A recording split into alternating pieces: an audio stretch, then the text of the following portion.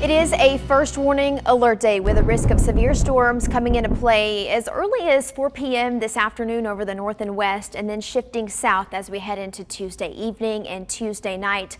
And all threats are on the table with this system. We could see a couple of tornadoes, some strong over North Alabama, some hail possible, very large hail, and damaging wind gusts I think is going to be the main concern for most areas. Here's the latest map from the Storm Prediction Center. We've got an enhanced risk over a large part of Alabama. That does include Birmingham, Tuscaloosa, part of Bibb County, Shelby County. This was expanded south earlier this morning, and so there is a high likelihood that many of us will be impacted by severe storms this evening. That does not guarantee a tornado, but I want you to take severe thunderstorm warnings seriously this evening and tonight. Ground is so saturated from recent rains. We had very heavy storms over the weekend, and so damaging wind gusts on the order of 70 miles per hour could knock down trees and power lines very easily. The tornado threat is there for a large area. It's greatest over North Alabama, and large hail possible too with some of these thunderstorms. Hail greater than 2 inches in diameter. You look at the radar this morning. This is first warning live radar. We've got nothing showing up. We're still just waiting. We've got a narrow band of storms that barely swept the Tennessee Valley earlier, but that is shifting off to the north and east.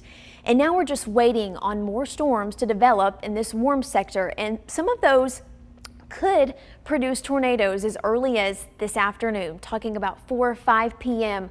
over northwest Alabama. This is first warning future track.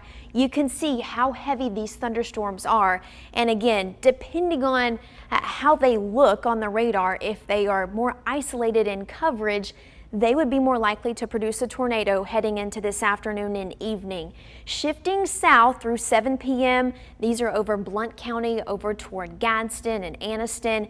But this is just kind of the first wave with these isolated storms. Then the line of storms comes through associated with the cold front.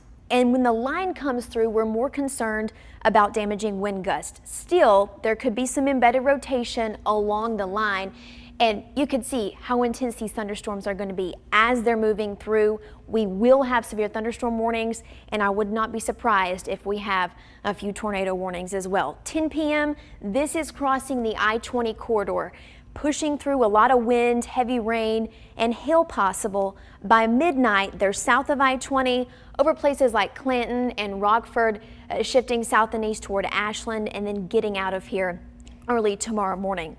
We talk about tornado potential. I don't say that to scare you, but we have the mechanics in place and all the factors to support some rotating thunderstorms, especially over North Alabama. When you look at this map, this hatched area means there's more potential for stronger tornadoes.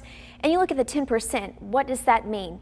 Within 25 miles of a given point, that 10% means a lot more. So we want you on guard this afternoon and evening. We want you to have multiple ways to receive warnings, and tune in, watch us as these storms are moving through your area.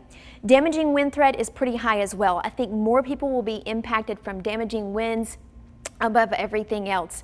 You can see how high that is, especially over North Alabama, north of I-20. Again, ground is saturated, so it's not going to take much for trees to topple over, power lines to come down. I suspect there will be a lot of power outages as well heading into tonight. We've mentioned the hail threat. This is not going to be a widespread issue, I don't believe, but there could be some thunderstorms producing hail greater than 2 inches in diameter, especially as the line is pushing to the south.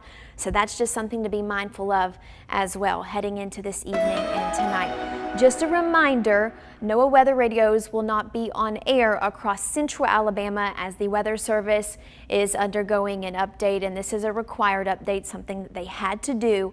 But you can download our app. That'll let you know what is going on, and then of course just tuning in. If you've got a radio, you can tune in and that kind of thing. After the severe storms, I have some good news. We are turning cooler and drier. The humidity will drop, and we have a few nice days ahead. You're watching